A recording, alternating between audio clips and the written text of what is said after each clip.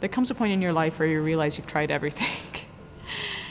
And maybe giving God a shot will be a surprising journey for you. And the only way you can make that shot is by just opening up and having that conversation.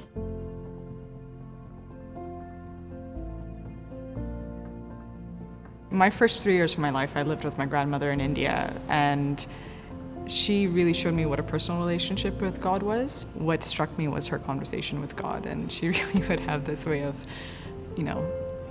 talking to God and closing her eyes and speaking to Him.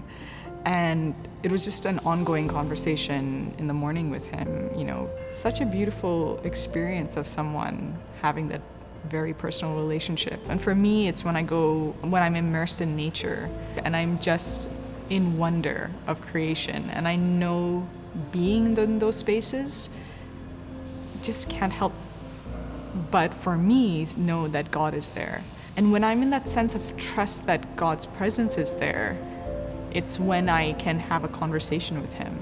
If you can trust that there is someone who loves you, who's listening to you, and you can just start having that conversation, and it's an honest conversation. It's not a let me be holy and stuff. Like, God's really asking you to be honest with Him. And so when you can trust, you can be, and you can say, God, I'm really struggling with this. And normally that's why probably St. Paul says, when I'm weak, then I am strong, because when you're weak is most likely the time that you surrender to God and say, like, hey, I've tried everything.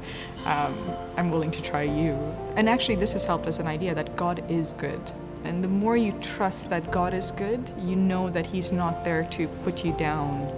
He really is about restoring your dignity and recognizing that God does pay attention and He does listen.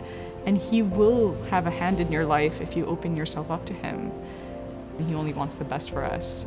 And the only thing we need to do is trust in Him.